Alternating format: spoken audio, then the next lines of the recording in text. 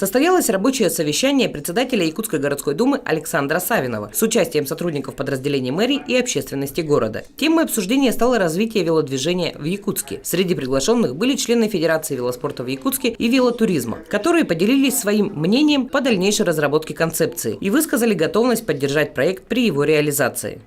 Велосипедистов становится все больше и больше. И понимая это, значит, мы подготовили проект, именно основанный на инициативе студента 4-го курса нашего университета Бурнашова Геннадия, который, кстати, победил на нашем конкурсе. И для чего вообще это нужно?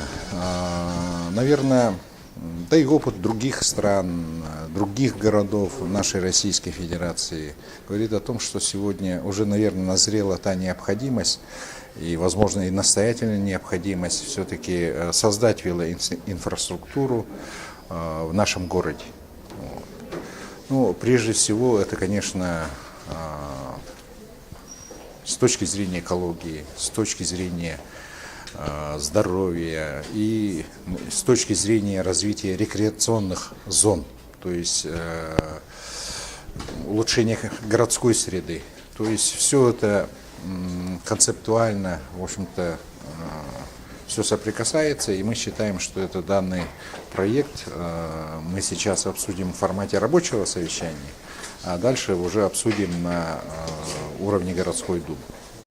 По итогам совещания проект концепции был одобрен участниками встречи с учетом всех поступивших предложений и замечаний. К слову, предложения оказались весьма конструктивные.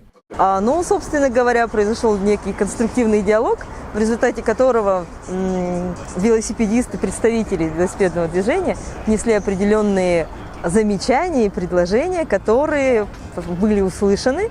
И надеемся, что в скором времени передвижение на велосипеде по городу станет более комфортным, более безопасным и приятным. В первую очередь есть государственные стандарты на формирование, на строительство велодорожек. То есть в том числе и по ширине велодорожка должна быть не уже 2 метров и так далее. Все это есть, все эти ГОСТы, они существуют в природе.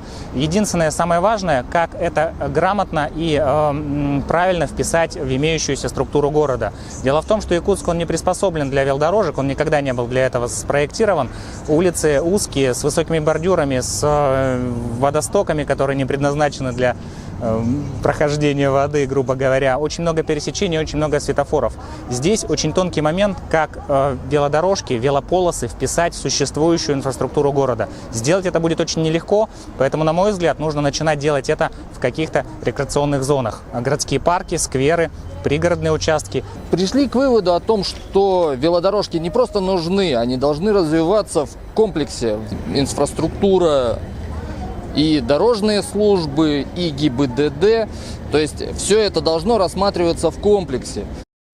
Концепция направлена в первую очередь для безопасного передвижения велосипедистов и создания необходимой инфраструктуры для развития велодвижения в столице. По существующей программе развития велодвижения определено на 2021 год, а в каких-то районах и вовсе на 2029. Участники совещания сошлись на мнении, что уже сейчас есть возможность организовать полосы на основе уже существующей транспортной инфраструктуры, например, от Покровского тракта до аэропорта. Есть компромисс, когда велодорожка сочетает в себе и пешеходную зону, и велосипедную зону, так сказать, называемые совмещенные велодорожки. Я думаю, для Якутска, может быть, на первое время это самый оптимальный вариант, когда мы могли бы использовать и пешеходный трафик, и велосипедный на одной полосе.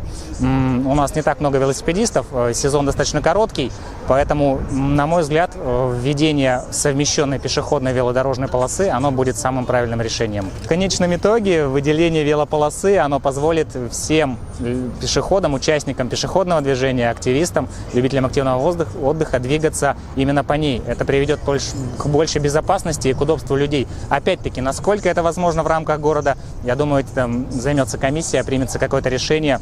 Есть архитектурные какие-то комиссии, это все обсуждаемо, решаемо. Согласно поступившим предложениям, проект концепции было рекомендовано рассмотреть на очередной сессии, которая состоится в июне.